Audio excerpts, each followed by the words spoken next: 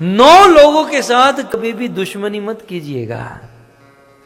9 लोगों के साथ 9 लोगों के साथ कभी भी विरोध मत कीजिए। वे 9 लोग कौन हैं? पूरा लिस्ट बता रहे हैं 4थे श्लोक में।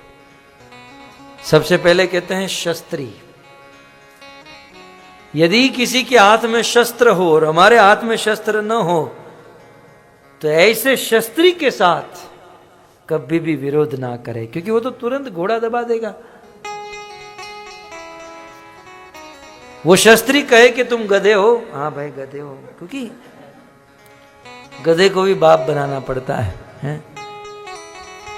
तो शस्त्री से, चाणक्य पंडित ने नीति शास्त्र में भी लिखा है, शस्त्री प्रमेदी नृपति शठो वैदो धनी कवि बंदी गुणित अति ख्यातम वर्भिन विरुद्धत्यताम। इन लोगों से विरोध नहीं करना चाहिए। आप सब लोग इसे याद रख लीजिएगा। मैंने माता जी को इसलिए आगे बुलाया क्योंकि लास्ट में उनका नाम आ रहा है। तो सबसे पहले शस्त्री, जो जिसके हाथों में शस्त्र हैं उनसे विरोध ना करें, कभी भी चला देगा। दूसरा, मर्मी। कुछ लोग होते हैं जो हमारे साथ बहुत साल बिताते हैं, बहुत समय बिताते हैं मित्रता में हैं। और मित्रता में क्या होता है, हम हमारा जो मर्म होता है, हम हमारी जो सीक्रेट होते हैं वो सब कुछ बता देते हैं। तो जो व्यक्ति हमारे साथ रह चुका है और हमारी सीक्रेट जान चुका है उसे मर्मी कहते हैं। मर्म जानने वाला मर्मी।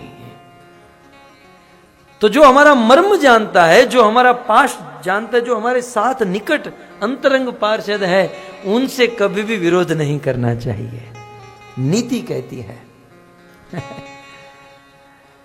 मर्म जानने वाला। अब ये मनहर मेरे से कभी विरोध करेगा क्योंकि मर्म जानता हूं उसका, उसके मोबाइल में क्या क्या है मैं सब जानता हूं। मर्मी। तो मर्मी से कभी विरोध नहीं करना चाहिए क्योंकि मर्मी अपना मर्म। जैसे विभीषण के साथ रावण ने दुश्मनी मोड़ ली और विभीषण ने राम को जाकर बता दिया कि रावण को मारने का एक ही प्लान है, उसके नाभि में अमृत कलश है, उसे सुखाओ तब मरेगा। मर्मी। यदि इस मर्मी को रावण ने नहीं छोड़ा होता तो राम जानते ही नहीं थे रावण को कैसे मारना है। मर्मी।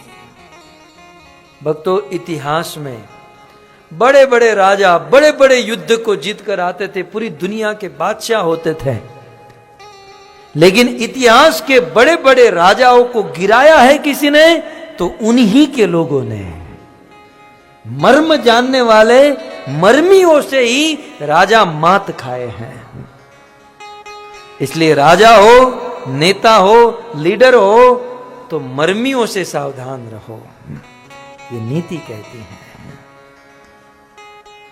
और कितनी भी कीमत चुकाकर मर्मी को कभी मत छोड़ो। मर्मी से दुश्मनी जीवन का पतन करा देगी। तो पहला है ये मारीच है? कितना ज्ञानी है मारीच है। मारीच ने रावण के साथ संवाद करते हुए सोच लिया कि 9 लोगों से शत्रुता नहीं करनी चाहिए। पहला है शस्त्री, ओके, दूसरा है मर्मी, अब तीसरा है शस्त्री मर्मी प्रभु सठ। तीसरा है प्रभु। प्रभु माने स्वामी, प्रभु माने लीडर, राजा, प्रेसिडेंट। प्रभु, प्रभु से कभी मतलब राजा से, लीडर से कभी दुश्मनी नहीं करनी चाहिए क्योंकि वो तो सीधा आदेश दे देंगे। मैंने देखा है कभी कभी छोटे छोटे लोग सत्य के मार्ग पर होते हैं, शुद्ध होते हैं, सब कुछ ठीक होता है, लेकिन राजा से दुश्मनी मोड़ लेते हैं, कभी सुखी नहीं हो पाते। तो नीति कहती है कि प्रभु से, प्रभु माने समर्थ, अर्थात राजा से, समर्थ व्यक्ति से कभी दुश्मनी नहीं करनी चाहिए। वो जीवित नहीं छोड़ेंगे। कितने हुए? 3। चौथा है शर्ट। ये मुझे चौथा पॉइंट तो बहुत अनुभव हो चुका है।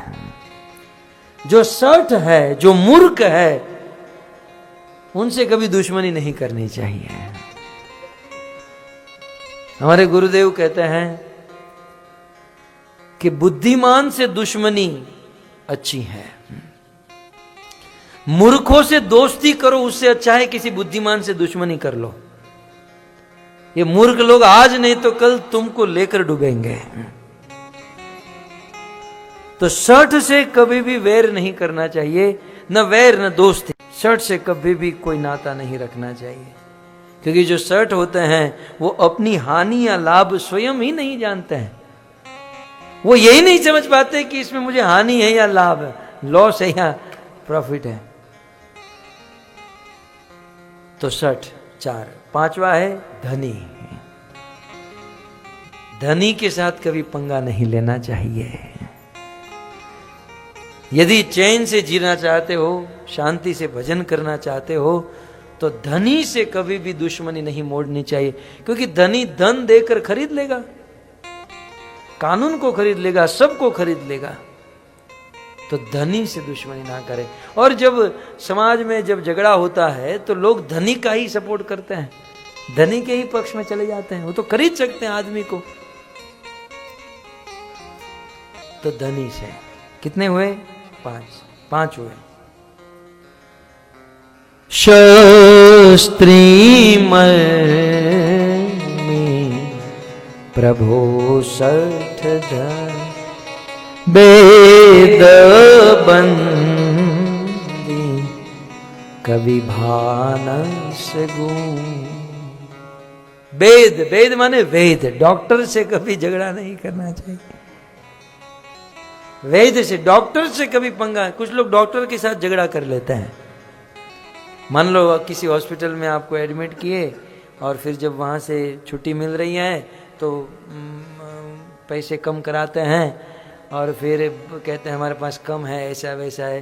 तो डॉक्टर एक बार तो कह देता है ठीक है चलो, लेकिन अगली बार तू आएगा। हाँ?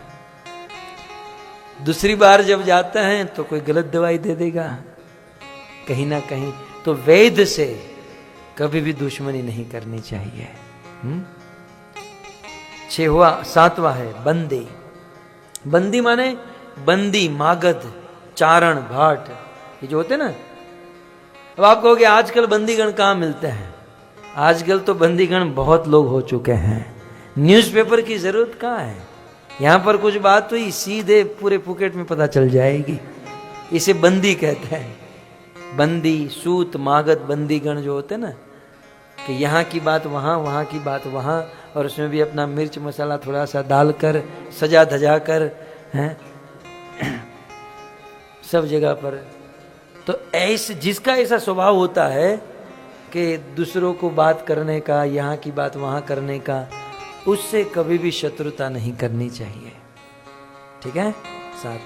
8वां है कवि। कवि से कभी दुश्मनी नहीं करनी चाहिए। कवि जो है संसार में अपकीर्ति फैला देंगे। कवि से कभी दुश्मनी नहीं करनी चाहिए। कवियों में आप वक्ता को समझ सकते हो। कवियों में थोड़े बहुत वक्ता आ जाते हैं। किसी वक्ता से दुश्मनी कर ली तो माइक तो उसके पास ही है, वो तो जहां जाएगा वहां बोलता रहेगा, है ना। तो कवियों से दुश्मनी नहीं करनी चाहिए। 8 और 9वां है भानस गुनी। भोजन बनाने वाले से कभी दुश्मनी नहीं करनी चाहिए। भानस गुनी, भानस गुनी अर्थात पाकशाला। अमर कोश में भोजन बनाने वाले के लिए, लाल बाबू आए ना, भोजन बनाने वाले के लिए 7 शब्द का इस्तेमाल हुआ है। जैसे हम कुक कहते हैं ना, इंग्लिश में कुक कहते हैं, और हिंदी में क्या कहते हैं? रसोइया, महाराज। तो इसके एग्जैक्टली संस्कृत में क्या कहते हैं? सूपकार। एक सूपकार, दूसरा है बलू, तीसरा है आरालिक, चौथा है आंधसिक, 5वां है सूद, 6वां है औदनिक और 7वां है गुण। तो तो भानस गुणी माने भोजन पकाने वाला, भोजन पकाने वाले से कभी